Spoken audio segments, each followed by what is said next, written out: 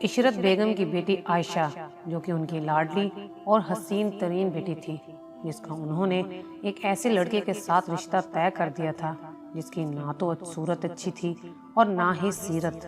صرف اس کے پاس ایک اچھا مکان تھا اور کچھ بینک بیلنس، لیکن اس کے والدین نے شاید اسے کبھی کسی لڑکی کے ساتھ اچھا سلوک کرنا یا بڑوں کا ادب کرنا بالکل بھی نہیں سکھایا تھا۔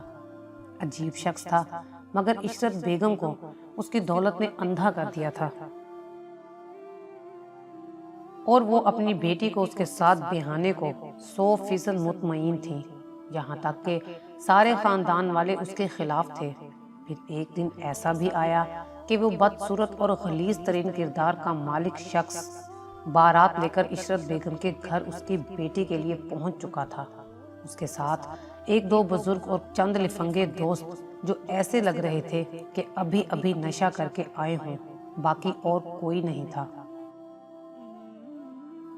ادھر عائشہ کی بہن اور دو بھائیوں کے ساتھ ساتھ اس کے والد صاحب بھی بہت افسردہ تھے، لیکن عشرت بیگم کی خوشی کی تو کوئی انتہا ہی نہیں تھی۔ وہ تو اپنے ہونے والے داماد کو دیکھ دیکھ کر پھولے نہ سما رہی تھی۔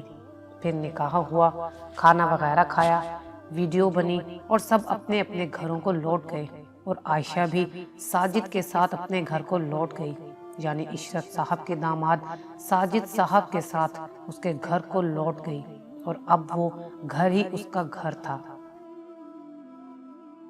ولیمہ وغیرہ ہوا، سبھی گھروں کو جا چکے، اور عشرت بیگم کے گھر بھی کچھ رش کم ہوا اور سکون کا سانس لیا۔ کچھ ہی ماہ گزرے تھے کہ عشرت صاحبہ کے داماد صاحب کی حرکات سکنات سامنے آنے لگی۔ پہلے تو عائشہ برداشت کرتی رہی اور گھر میں کچھ نہ بتایا، یہاں تک کہ اس کا اپنے دوستوں کے ساتھ اس کی موجودگی میں شراب پینا بھی کسی کو نہیں بتایا۔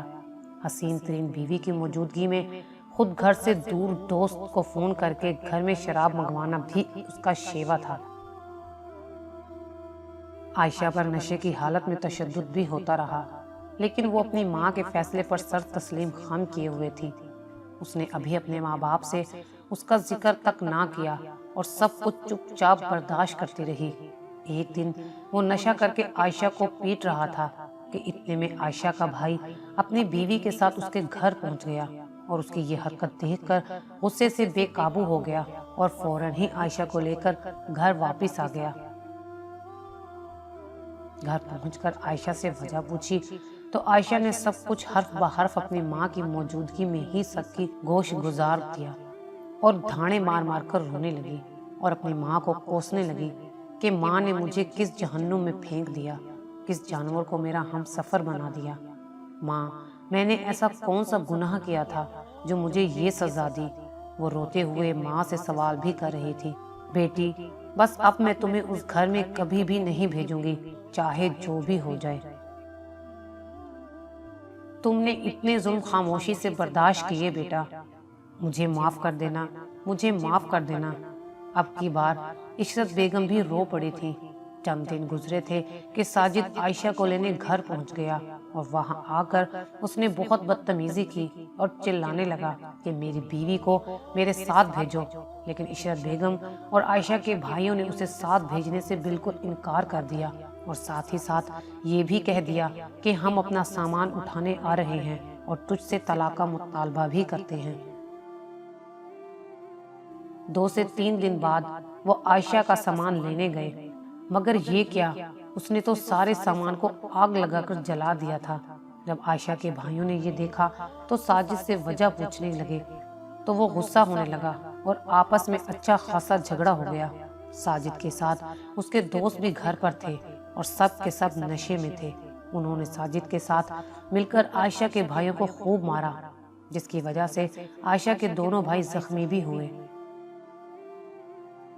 وہ زخمی حالت میں گھر پہنچے اور ساجد پر مقدمہ درج کروا دیا۔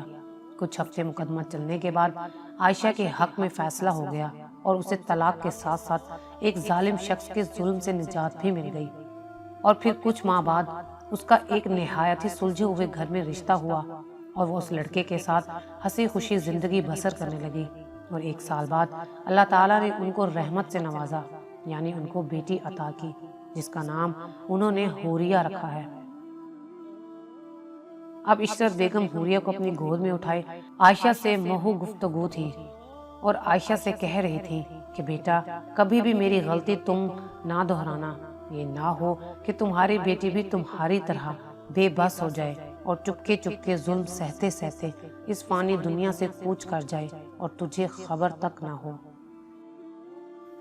अगर आपको हमारी ये वीडियो अच्छी लगी हो तो इसे लाइक करें, शेयर करें और मज़ीद अच्छी अच्छी वीडियोस देखने के लिए हमारा चैनल सब्सक्राइब करें।